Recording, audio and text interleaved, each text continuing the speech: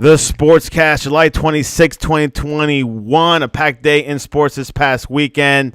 If you haven't yet, please subscribe in all our channels, YouTube, Twitch.tv, Twitter, Apple Podcasts. And if you're listening on Apple Podcast, please leave a rating and a review. It will help us out tremendously. Visit our website, thesportscast.net, or download the Sportscast app for any late-breaking notifications. We are up there with Adam Scheffner, Ian Rappaport. We get things out in the push really quick. And, of course, you could definitely get that for iOS. Packed weekend, a lot going on. Texas, Oklahoma are heading to the SEC. All signs are indicating Deshaun Watson, the Texans want to trade him, but at full value. And, of course, Team USA lost against France. Don't know if that's a big red flag. But joining us all the way from upstate New York, a man that knows a little bit about every sport in the world, including cricket, Ryan Christa. Welcome back to the Sportscast.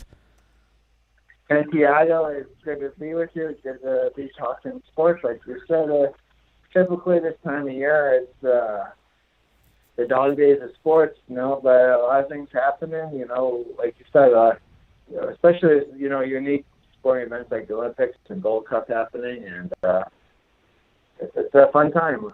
On a couple weeks till I get to football training camp. Absolutely, and of course the COVID thing definitely was probably a big thing that made all this happening this past weekend. Let's start with Texas, Oklahoma. They're from the Big 12. All of a sudden, I did not hear any rumors or anything. Maybe some people did. They have cut their rights with the media with the Big 12 not past 24-25 season, indicating they're going to the SEC. Ryan Christa, A&M did that a few years ago. Now these two teams are going the Super Conference. What are your thoughts and observations? Yeah, I mean, this is crazy. Santiago, you got two major football powers heading to an already stacked conference. It's a big move, and with any move at college sports like this, there's a domino effect. Santiago, we saw this a couple years ago with the Big East. This could be the end of the Big 12. Yeah, like you said, the crazy thing about it is it literally came out of nowhere. The only way the Big 12 stays course is they can keep, everybody else there, and they can try to add, an upper echelon, upper echelon, group of five program, with money that's at Houston, at UCF, teams that could fit right in there. But it's not good. This is more bad news for the Big 12 than it is good news for the SEC. Now, there's also rumors, I think I've heard as well, some Pac-12 teams want to join the Big 10. Is this a little bit of, not a collusion, but some type of effort from all schools? Hey, we want to condense things down to maybe 3 conferences.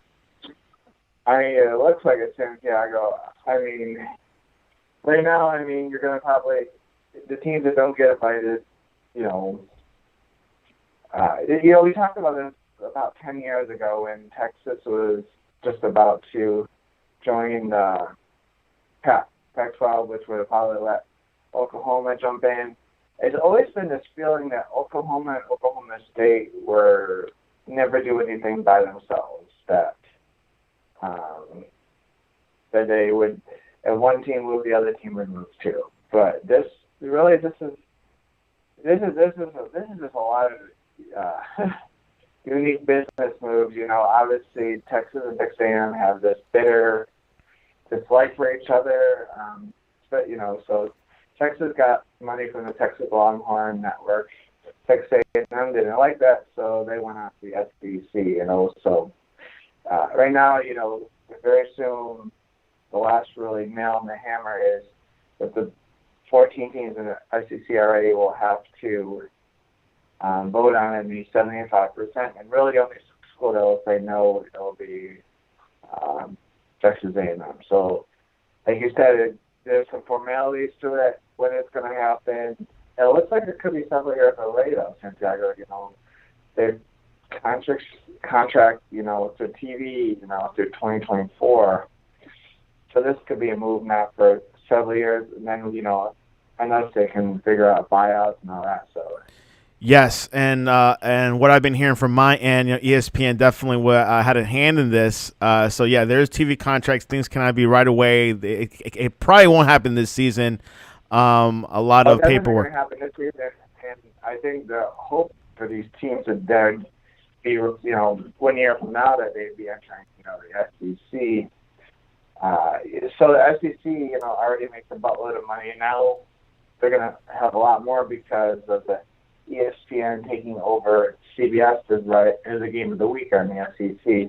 So they're going to throw more money at the SEC member schools. So, will that money be used to kind of buy out Texas Oklahoma? I mean, we got two more powerful football brands that is already powerful, I mean, and now you've got rumors, as soon as this happened, all rumors are flying, is Clemson and Florida State going to be next? Those would be, the teams that they would likely want to add to that corner market, maybe Miami, so the ACC got to basically beg Notre Dame to join and give them what they want.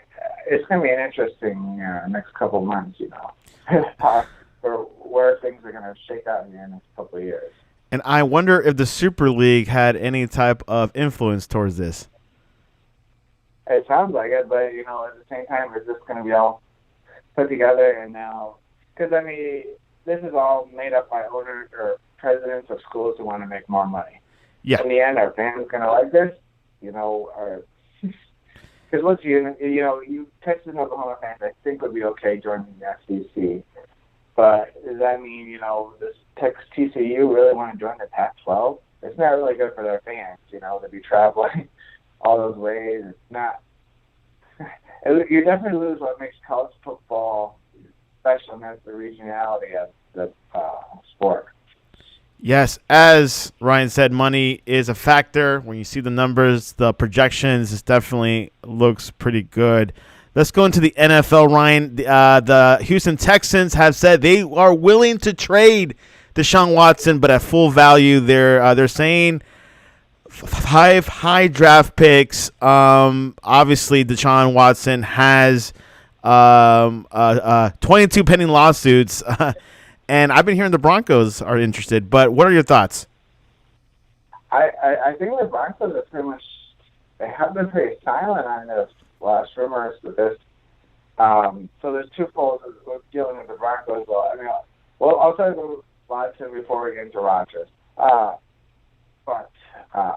it really looks like your hometown Miami Dolphins and the Philadelphia Eagles are really the two prime candidates right now, because the Texans would be able to get draft picks and a starting quarterback from each of those teams to build around. So, you would either get Philadelphia, you get Jalen Hurts, and Miami, you get Tua Tagovailoa, plus, high draft picks. The Broncos won't be able to add that. I don't think they really want to Drew Lock, but so I think that really what separates the Dolphins and Eagles right now. I don't think either of them will pull the trigger. Get what the Texans want. They're going to have to meet in the middle, because I don't think what he did is probably land him in jail. I don't think right now, but it'll probably land him on a suspension. That's what I assume will probably be at least a half, if not a whole season. But basically, the league has stated that nothing's imminent, so I think he's clear to play for the present moment. So I assume really looking at suspension for next year. So you're really banking on two organizations that feel like they're really ready to win right now, and a quarterback puts them over the top. Definitely, developments is going to happen. we'll see if it does. If not, hey. Remember the Texans under O'Brien, the head coach and GM, traded away a lot of their future draft picks. So there's a team that's really has not a very good roster, and they weren't really able to improve the roster in the draft because, they traded in the likes of getting a Laramie Tunzel others in the last couple of years, they lost a lot of talent. J.J. Watt was able to let go. So the Texans are looking for draft capital coming up in the next couple of years. It really would do a good service to get as much as they could. I think right now they're waiting for Deshaun Watson to basically show up to training camp. So you have that. And once he was able to show up, then he became eligible to basically be tradable. So it kind of worked that way. Things are working in the background. Another situation with another quarterback, Aaron Rodgers and the Green Bay Packers. There has been rumors indicating that Aaron Rodgers will be back this season. Of course, there were some other rumors that he might be retiring. And today the Packers had a shareholder meeting, and they said that they're working with the Aaron Rodgers camp. They said GM Brian Gutekunst, which I believe he has an issue. Aaron Rodgers has an issue with him. Said, "We have been working tirelessly with Aaron Rodgers and his reps to resolve the issues he raised this offseason and remain hopeful for a positive outcome." Ryan, will you see Aaron Rodgers this upcoming season with the Packers? Yeah, I think so. I think today was just the first time he said, okay, I think he made it known this offseason he's not happy with the Packers. At the end of the day, he's a football player. He's loyal to his organization beyond the current management. I don't think he's not doing it for them. He's doing it because he likes the game, he likes his teammates. I think, this will be able, if he comes back, they'll be able to probably save, Devontae Adams back on this roster. So, again, they go back to a Super Bowl caliber team, when you got a quarterback and receiver combination like those two. So, it was just basically a lot of fire in the offseason, a lot of fun, a lot of dreams for other teams, including my Broncos. But at the end of the day, I think he'll play. I don't know if he'll ever sign an extension with them, but I think he'll finish off this contract. I agree as well. Of course, they did offer him a big contract, lucrative, and he turned it down. It was not a money issue, but I think it's a personnel issue, which they're trying to resolve. So there's still a couple more weeks, with just 10 more days to the first football game, preseason. So keep that in mind. Big news this weekend. Team USA basketball lose against France, the Olympic opener for Team USA. France has a lot of good stars like Rudy Gobert. Is this a red flag for Team USA? Is Popovich not the right man for this job? Ryan, what do you think? It's not good right now, Santiago. The red flags we thought before during these tune-up games came to light yesterday. I mean, it is a lot of, obviously losing, Bradley Beal right before tournament, and then Jeremy Grant.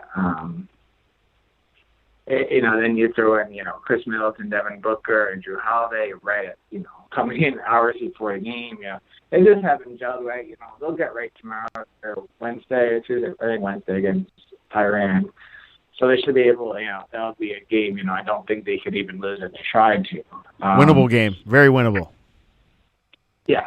So, you're going against a team that understands international basketball. You got players, the French team, they play together, and then they play well together. I think it's hard to say yes. It was an upset. Yes, they should have won, but they're not playing they're playing, very capable team in the French. So, yes, I think, France is probably in the running to, win a medal. I think right now, as long as USA, should be able to get a couple wins here and move on to the next round. But, I really think the biggest challenge right now is probably going to be from the Aussies. I think Australia's got a very good team. They're good talent. They'll have them playing the NBA. Kyrie Irving is in that team? What? Is Kyrie Irving playing on the Australia team? No, it's not. Okay. It's not. Yeah, because I know he's eligible, and I think he was born there. So, you got Joe English, Andrew Bogart. Aaron Patty Baines, Mills, Jock Landale, Aaron Nick Baines. Kay, Chris Golding. Yeah, a lot of people who, had played in the NBA, had a cup of coffee in the NBA. They did well to put together. I think they will probably give the USA the biggest challenge in the knockout round. Don't forget your man, Matthew Dellavedova. It's so funny. A lot of these players came through St. Mary's. For some reason, St. Mary's College and the West Coast Conference has a direct line to Australia. A lot of these young guys. I mean, they'd be really great if they get Kyrie or they have Ben Simmons playing. They'd be like. But you got to like something like a Dante Exum, who was a top 5 NBA draft pick at one time, and Duboga was number 1. So we're not we're talking about quality NBA players. So they seem like they're really good. So that Spain's not bad, and my boy Luka Doncic today, 48 points, and Slovenia is 14-0 engaged with Luka Doncic's play. But, at the end of the day, I don't think they have enough overall talent around Luka to be some of the powerhouses. But they're sure to be catching his games, though. Well, there you have it. USA plays Iran, then Czech Republic, which I know Brian Windhorst has concerns with Czech Republic, but they have to do score a lot of points against Iran.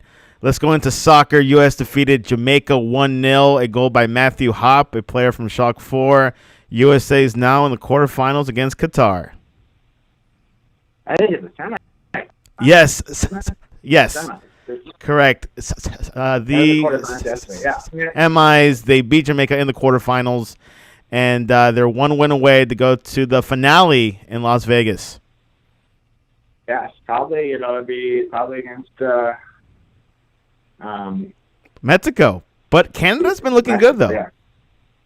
And what a fun story. I mean, we've been ready for Canadian athletics to kind of, other than hockey, to step up, I mean, they got...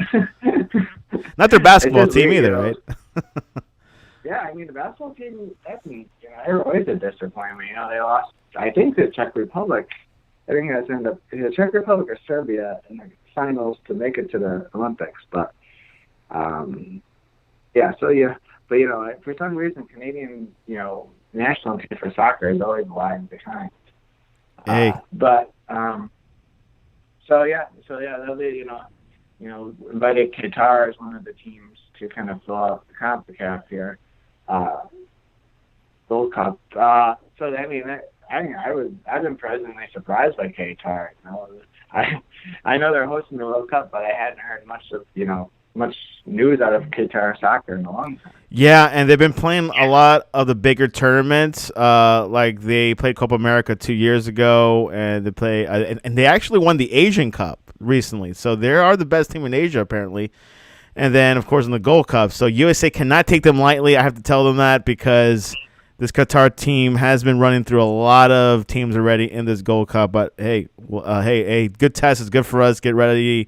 Either if we play Mexico or Canada. It's always cricket, I think, unless this lineup they're throwing out there are not really household names for, U.S. national team, obviously, because we're resting a lot of those players, Yeah, it's like a B minus C team they've been calling it. Yeah, I mean, but, this is the guy who scored a goal last night. He was going to be a player, for a long time for the U.S. national team. Matthew really Hopp. Exciting player down there. Yeah, fun player to watch. But yeah, U.S. definitely lacks firepower at this lineup they've been playing with. But they play well. They don't give up many opportunities.